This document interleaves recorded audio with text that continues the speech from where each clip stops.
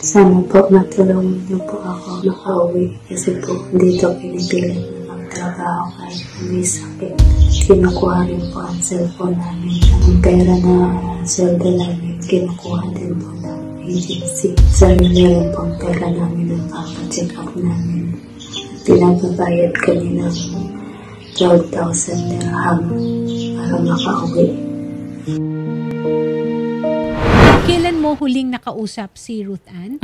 Bali, kanina po is nakausap po namin ng staff po ng Rapitol po sa baba. Nandoon na raw sa accommodation? Yes po, ma'am. Okay. Unahin ko lang si Attorney Sherilyn Malonzo kasi palagi itong nagiging issue eh. Attorney Sherilyn Malonzo, ma'am, pag nagkakasakit ang isang OFW abroad, siya ba ang dapat na magbayad nung kanyang pagpapagamot o pagpapatest? Hindi po dapat siya, yung employer po. Meron po kung tinatawag na mandatory insurance po for OFWs. Okay. During the duration po ng kanilang kontrata. Okay. So, klaro yan ha, na hindi dapat siya ang gagastos nung pagpapagamot sa kanya o pagpapacheck up, lalo na yung mga test. Medyo mahal yan, x-ray, ultrasound o kung ano man.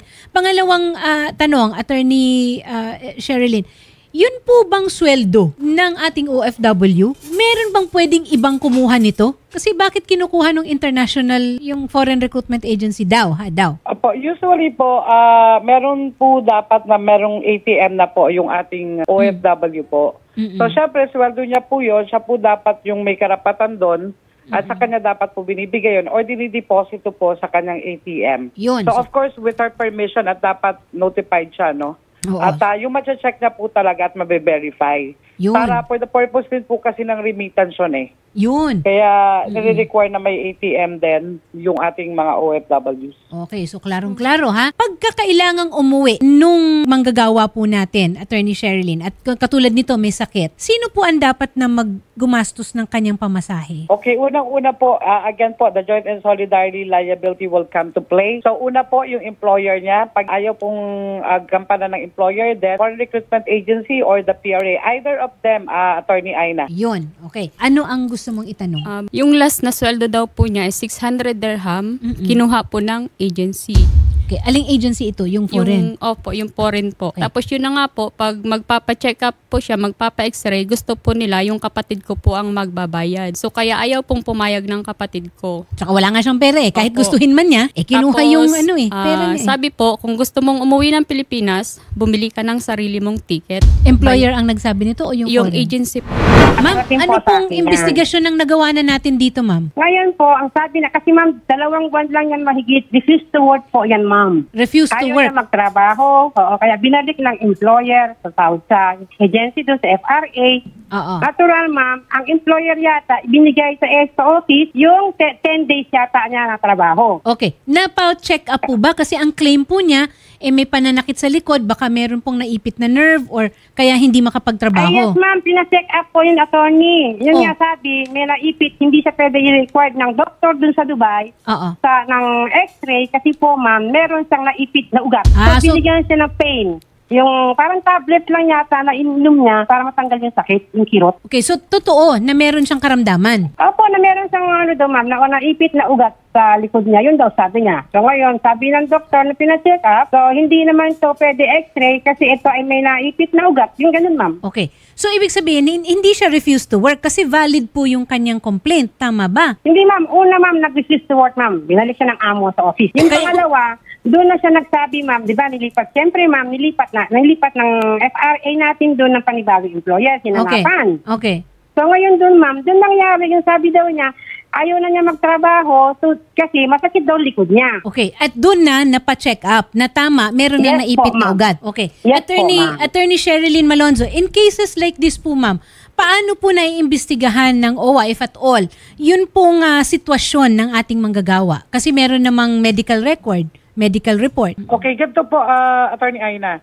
Actually, iparating na po namin ito sa ating OWA MWO po sa Dubai. Okay. And in fact, meron na pong update from our Welfare Officer Esperanza Covarrubias. Okay. So, ito po ay on top na po rito ang ating OWA at MWO Dubai at nadala na po sa hospital for check-up po si Ruth, no? And then, yung kanyang, meron na pong dinarect na rin po ng ating MWO Dubai, ang ating OFW at ang representative po ng FRA, no, para po magkaroon po ng meeting po sa MWO mismo. So yung mga concerns na po regarding po dun sa kanyang sakit, no, kung talaga bang sino ba talaga yung nagbayad. And then, kung meron pa siya mga unpaid salaries and other claims, so doon po siya pag-uusapan po sa MWO in the presence po ng ating mga MWO officials. Ayun. Okay. So, yan ba, Rochelle, ay makakapagpanatag na ng loob mo? So, nasa accommodation na nga at saka mamamagitan na yung ating MWO. At saka po, attorney, gusto ko po sanang sabihin na pakibalik na po ng cellphone ng kapatid ko para may komunikasyon po kami. Attorney Sherilyn, nako-confiscate po ba, for lack of a better term, ang cellphone? Actually, kung ang tatanungin po on the side ng OWA po and DMW, no, we're not sanctioning po yung confiscation po ng mga cellphone. Okay. But ang napapansin din po namin sa dami po ng kaso na inawakan namin, na usually pag nasa accommodation po ay kinukonfiscate. Kaya dinadirect din po namin sila through the PRA po na dapat po ay ibigyan po sila ng access sa telepono because it's a personal property. Yes. Okay. So para nakakausap po sila ng family nila and ma-confirm kung talaga bang yung nire-report po ng agency na nasa accommodation na sila ay totoo. Yung accommodation, that is a facility of the Foreign Recruitment Agency. Tama po ba ako, Attorney Sherilyn? Yes po. Okay. Kasi iba po kasi pag sinabing accommodation, sabi yung accommodation sa agency ba, iba po kasi yung sa MWO shelter po ang tawag shelter namin ang doon. tawag natin doon. Apo. Sa makatuwid, Rochelle, para lang mapanatag ang loob mo, na itimbre na at saka ongoing na yung pagpoproseso nung determination ng kalagayan ng kapatid mo. Ma'am, hindi po namin pinababayaan yung mga namin yun. Mga workers namin. Oo. Pag may problema, ma'am, ako pa nagsasabi sa ano man na kailangan makuha yan. Yes. So, nakuha naman na. Saka, ma'am, nakuha naman, ma'am. Binalik ng employer. Saka never kami, ma'am, na employer na nananakit ng aplikante. Sige. Pag kinausap namin, balik nyo rito yung tao kung ayaw nyo. Binabalik naman nila ito niyo. Kasi ang balita namin, pinagbuhat yata ng Volt. Kahit ako hindi ko kaya ang Volt. Talagang, Yes po. Yun? Yan nga sabi ko. Bakit pinagbuhat? Sana, sinabi niyan, sana pwede naman siya mag-refuse, di ba, ma'am? Madam, hindi ko kaya. Tsaka gusto ko rin pong linawin sa agency na yan, bakit sa tuwing magrereklamo yung kapatid ko sa amin or may sasabihin na kung anong nararamdaman, sasabihin ng agency na yan na huwag kayong maniwala kasi drama lang daw po nung kapatid ko yun. Naku, pang Metro Manila Film Festival ba ito? So kahapon may video akong na-receive na inaatake yung kapatid ko. Siguro naman po ay hindi drama yun. Talaga pong may nararamdaman siya. Yan. And that is where, dyan na ngayon papasok yung ating MWO. Opo. Kasi ang pinakamahalaga dito, may pruweba tayo. Hindi naman natin pwedeng sabihin na drama-drama lang kung wala tayong pruweba. Meron pa kung talaga, alam ko yung naiipit na ugat ha. Opo. Alam ko kung gaano kasakit yan. Araw-gabi po nga siya Alam nilalagnat. ko kung gaano kasakit yan. Rochelle, huwag kang mag-alala kasi si Attorney Sherilyn Malonzo has already given us the update at saka si Miss Judith. Sinabi na rin ni Miss Judith na hindi nila pa ba, kunin na yan. Hindi namin pinabayaan, ma'am. Kasi mamaya, ma'am, attorney, mamaya dadali na sa embassy. Para maligal ang proseso ng pag-uwi niya. Yun. Galing ni Miss Judith. Yes, ma'am. Thank you, Miss Judith. Ning makakauwi ka na, basta dasal ka lang palagi. Dito lang kami, tinutulungan ka namin. Hindi ka namin pababayaan. We will make sure, ma'am, na makakauwi po ng ligtas po yung kapatid Thank po you ninyo. po. Salamat, ma'am.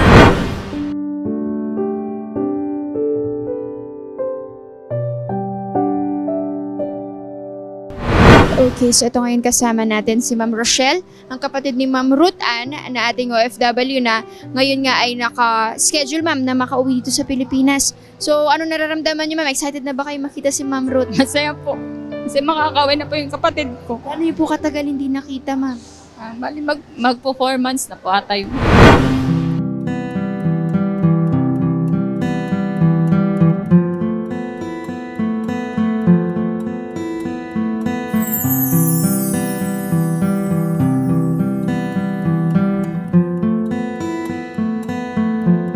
So, ito na. Kasama na natin ngayon si Ma'am Ruth. Ma'am, una sa lahat, welcome back po sa Pilipinas. At kumusta po, ma'am, ang biyahe ninyo? Ito na po, si Ma'am Rochelle. Naiyak kayo, ma'am. Bakit po kayo naiyak? Hindi kasi po nakauwi na po yung kapatid ko. Kumusta kayo, Ma'am Ruth? Okay lang po. Kumusta po ang biyahe ninyo, ma'am? Okay lang. Ano pong may iniinda daw po kayo ngayon, ma'am? Kumusta po? Sa may kaliwa po dito. Paano po, ma'am? Yung may pilay po yata, tapos yung may naipit na ugat. So ngayon naman, ma'am, masakit pa ba or kailangan ipa-check up talaga? Medyo masakit pa po. Pero ngayon, ma'am, una sa lahat, ang maganda dito, nakarating po kayo ng safe at buhay dito sa Pilipinas. Kumusta po at ano pong nararamdaman ninyo ngayon, ma'am? Okay, masaya naman po. Masaya po. Naligtas na po ako dito. Salamat po kay Sir Rapi Tulfo po. Ma'am, ano gusto niyo sabihin sa kapatid niyo? Finally, nakauwi na siya. Masaya na po, magkasama na po kami. Hindi na po namin siya papayagang umalis. Samahan namin muna kayo sa DMW and sa OWA para po sa kung ano pa man po ang financial assistance na may abot nila. Lalo na po, hindi natapos ang kontrata ninyo, ma'am. Tama po? Yes po.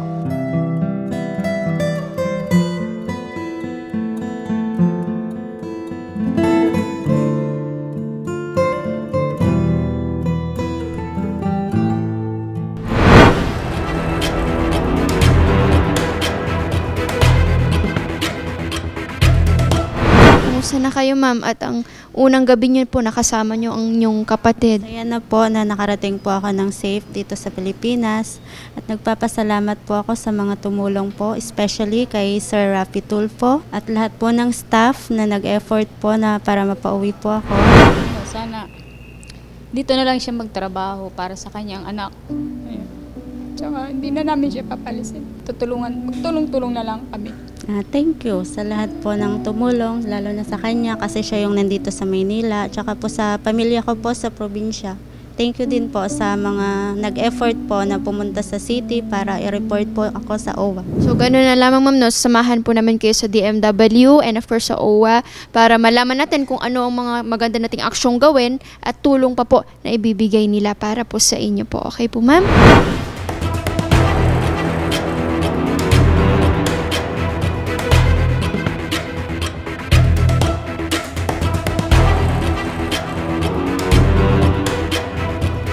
Kanina, sir, nagkakwentuhan na po at nalaman natin yung mga pinagdaanan nila doon. Sa part po ng OWA, sir, paano po ba natin maibalik yung saya sa kanila at maitulungan po natin sila, sir? Ito muna pauna namin tulong sa iyo. Oh. Ayan. Maraming salamat. Maraming salamat po sa inyong tulong sa amin. Malaking bagay na po ito para sa amin. Dadagdagan pa natin. Sige, pag nandito ako pa, yung anak mo, mapapangalagaan mo mabuti. Tulungan namin kayo ngayon. At least meron ka ng pauna and then mag-discuss tayo with our people here kung paano natin mapapalawig yung mga plano nyo.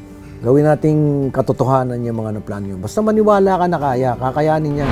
Again, sir, thank you so much for in behalf of Senator Rapi Tulfo.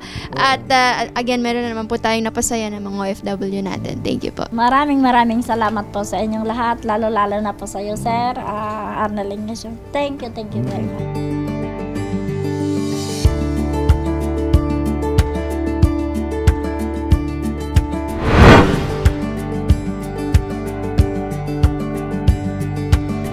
Maraming salamat po, Sir Rapi Tulfo, sa pagtulong po sa amin sa madali ang pag-uwi. At sa OWA po at sa DMW, maraming salamat po sa tulong at sa assistance po. Mabuhay po kayo, Sir Rapi, at sana po marami pa kayong matulungan.